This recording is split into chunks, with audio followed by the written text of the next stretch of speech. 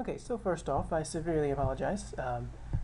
I was trying to make this a live stream, and as you can see, it appears that I have full strength with my internet down in the bottom right corner. However, whenever I set up a webcast, and I've been trying to do this since Wednesday, for whatever reason, I'm not able to support. Just a couple of things before I start. For the sake of trying to make this as successful as possible, I'm not going to actually watch the videos. I'm not going to chance any of the possible connection issues that could go on in the video, but I'll show you the ones that I've listened to, that I've used, and we'll talk about it for a moment. There's a metronome, and I'll say that sometimes I'm not entirely sure what metronome marking I want to use for the transcription, so I'll just try it out and see what sounds right, and then that's how I'll decide that. But the videos that I'm using for this particular transcription, I used two head cams. Both of these guys are tuba players, and they picked up trumpets during the high brass feature. So that helped me pick out the parts from the people who I like to call are playing trumpet as a second language, a TSL. So anyway, it helped me pick out those parts, because those parts are sometimes, in some ways, hidden within the rest of the ensemble, hidden behind the people who are proficient at playing the trumpet as their primary. So I use those two because headcams oftentimes give you a very accurate inside look into individual parts, but they're not so great for the entire ensemble. And so if you want to listen to the entire ensemble stuff, I went and chose this video. The parts they're divided into 6 parts, obviously, so you have roughly 6 trumpets. You have roughly 10 trumpets per group in 6 groups. And the mellophones, it varies from section to section, but it's as balanced as can be. Obviously, 16 mellophones doesn't divide evenly, but we're looking at 2 or 3 mellophones in each group. So there's that. So having that knowledge, knowing that knowledge, and then knowing that each of those 6 groups are playing a unison part that is just taken, and it's like a canon is essentially what it is. If you listen really closely and isolate one part, one of those pods, one of those 6-person pods, and get it as correctly as you possibly can, and then just stagger it the way that they staggered it on the field, we should get what we're looking for. This is just sort of an assumption. Now, what's most important to me as a transcriber is not necessarily that I get the notes right or that I get the parts right. It only matters to me that it sounds right to the listener. So there are times where I have actually done something that was right in terms of the notes, but the way it sounds on finale, it doesn't sound the way that it sounds on the field in front of live musicians. It actually sounds wrong, and so I'll go back and change it from the correct transcription that sounds incorrect to sounding correct and actually being incorrect. So those of you who watch my videos on my old channel where the transcriptions are know that I purposely don't make my music 100% accurate, and that's one of the many reasons I don't do that. I'm looking for the way that it sounds. It's all about the sound for me, not so much the accuracy. So cool. So the first little sort of flourish that happens, I'm going to go ahead and write that out as I remember. A lot of times I'll sort of sing the part in my head because I'll have it in my mind because I've been listening to it so much. So yeah, I think that's right. And just for the benefit of you guys, I'm going to put these in concert pitch if I can remember how to do it. It's been such a long time. As you can see, I'm having trouble finding concert pitch. It's been such a long time since I do concert pitch because I'm so used to arranging stuff that I usually do it in normal pitch. But I'm going to do it so that you can hear the notes as I sing, and you see the notes. You can hear the notes as they correspond to what I'm actually doing. So, so we've got a chromatic going on here. So I'm gonna I think is how that goes. That's what it looks like the first trumpet part is to me. That's what I think.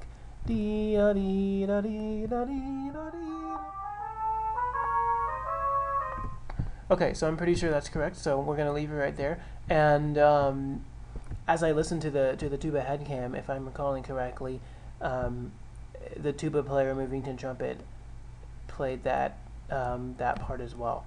So I'm pretty sure that this is just a two-part as we start off here. So it's going to sound like this. And just to check our work, we're going to go ahead, just for the sake of this very first one, and add in the sort of 6 parts harmony. Now that I've done that, let's see how this sounds.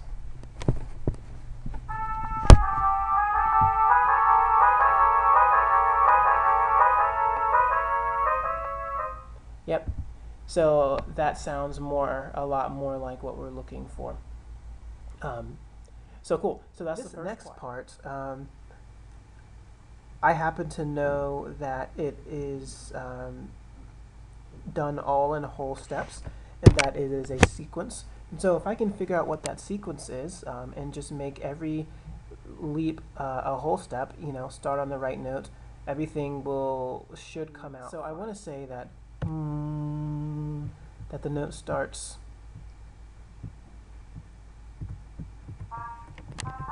so I thought on a concert E.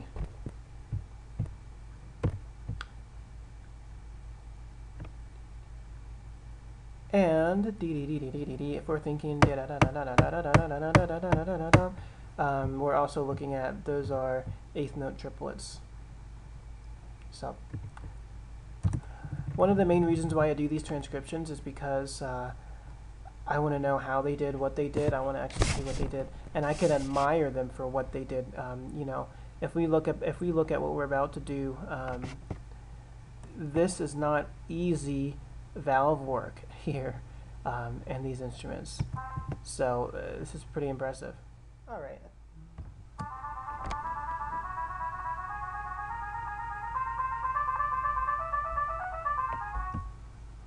Cool. And so I'm pretty sure that's correct. Again, we're going to do the overarching, not necessarily because that's right.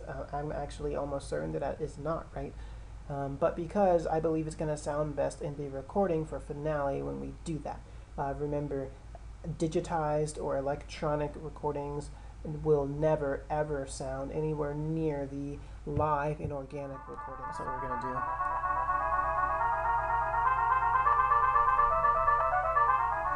So that's what I believe it is in that sort of 6-part line. So that's the second part. I'm not entirely sure where this starts, so this is going to be an example where I do know, I'm almost certain I know where it ends in terms of the note. So I will probably start at the end and then work my way backwards. So I'm going to say that this starts on the F sharp. I'm pretty sure this starts on an F sharp.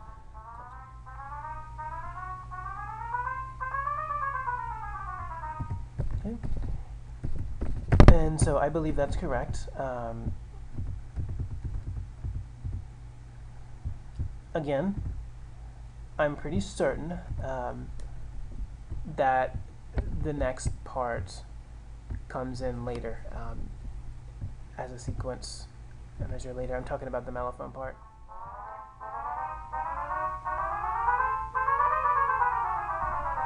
Pretty sure that's correct.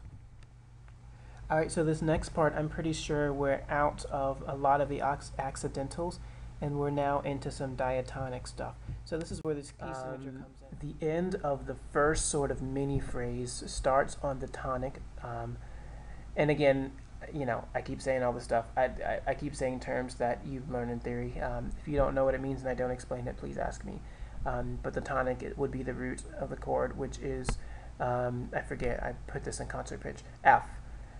So if we back up, we have 4 16th notes and the arrival note. So we're backing up 5 notes. So we're backing up to the 4th of the key. That's where we're gonna start. B da da da dum.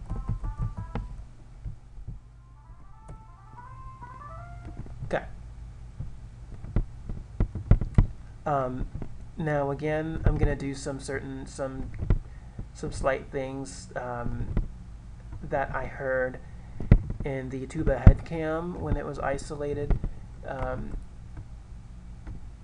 because I heard it, so that means it has to be there because that's what they actually played. And in this case, it is that this was put down an octave. I'm pretty sure that's right. Okay.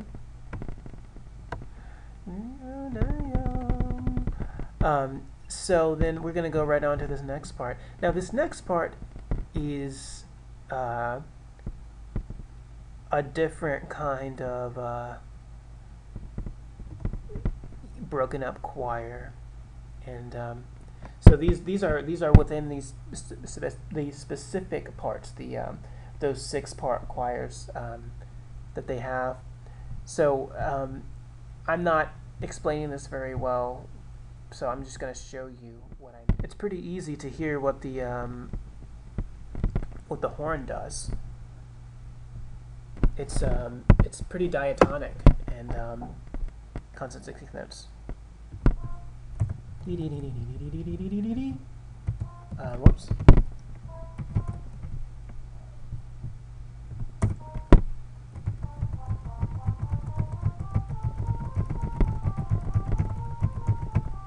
So,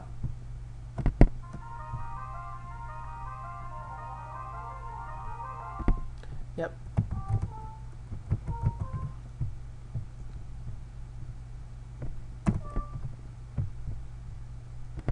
So I'm pretty sure that's what this is going to sound like. Entirely certain that the mellophone and the trumpet 3 part, for our intents and purposes, are unison. And they're unison going up the first 5, what am I trying to say? Chord tones, or not chord tones, the first 5 notes of the scale. Yeah, and I think that's right. That doesn't sound right now out of context, but when we put it into all the choirs, and again, I didn't explain this one. I'm pretty sure that this part is unison in 3 of the 6 choirs, and that in the other 3 out of the 6 choirs, it is offset by 1 beat. So I think that's how they did this one. Again, just as a repeat, this part is probably in unison among the 6 choirs. This part is probably split by 1 beat. And then obviously the very end is unison, and obviously I know that the very end is their impact point. So I'm going to go ahead and just put a cushion. But I'm going to start with the 3rd trumpet because I know what the 3rd trumpet sounds like. Again, I had my sort of reference point on the tuba head cam. So we've got da bum da bum bum ba bum da ga da dum ba dum bum bum bum. It's all one note.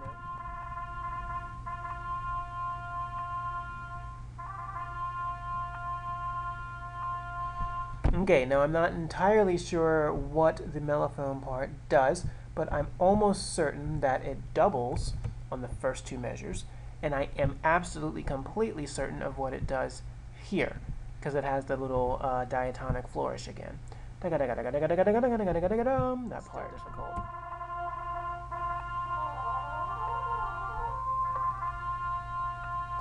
Yeah. And I actually have a suspicion, I have a sneaky suspicion that mellophones are split in this case, as well as the trumpets, as I alluded to what we're going to do for that case. We'll go ahead and add the accents in, and that looks like it's going to conclude this transcription for the first choir. So then I'll get to show you real quickly what happens when we spread it amongst all 6 choirs, what it sounds like. Okay, so let's listen to it.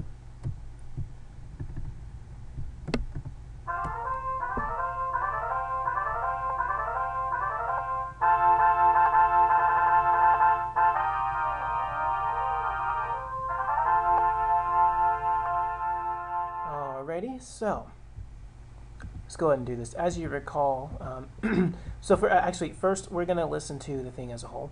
As you recall, I went ahead and did the first part just to see if it worked, just to see if it sounded right. We're going to listen to this whole thing without the expansion into all 6 choirs. See what it sounds like.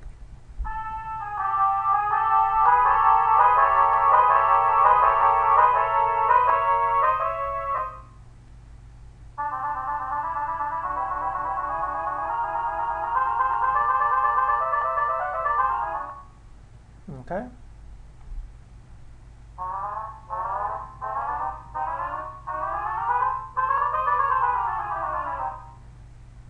I don't like the way that finale clips those off. I might actually make those quarter notes.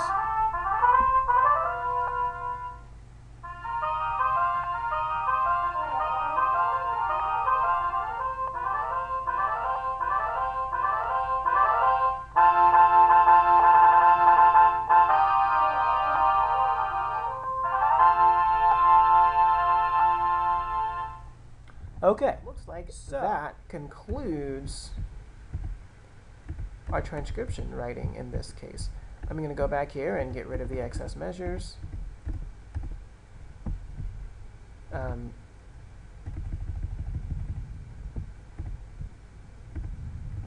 then we're going to listen to this and see what it sounds like. Again, I'm going to do some fine-tuning, some dynamics, and crescendos and decrescendos off camera for balance purposes. But let's see what it sounds like.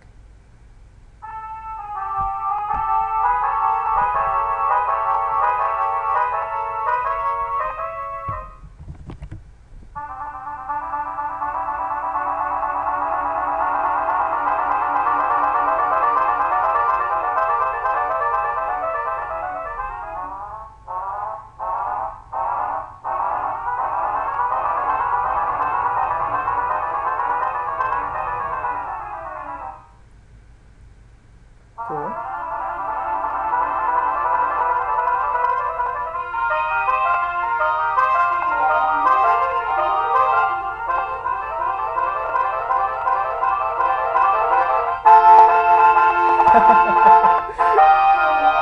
Oh my goodness. Yeah, so I'm gonna have to fix the balance stuff so that it sounds right in the very end, so that it doesn't blow my speakers out. But that looks like that's what we're looking for. As you can tell, some of this stuff sounds really, really weird, digitized. There may be some wrong notes here. I'm gonna go in and check and see if I can make it sound better from wrong notes. I'm not gonna know that until I write in the dynamics and articulations showing the shape of the phrasing. You know, and that's just very minute stuff. You'll see that in the final recording when I post it on my Freak of the Arts channel. So you'll see that I made a change there, but I don't need to show you that here. So that concludes this portion. I hope you enjoyed this. Again, if you have any questions, please ask me, leave a comment in the description. I'm going to check the comments in all of these videos, and I will answer them to the best of my ability.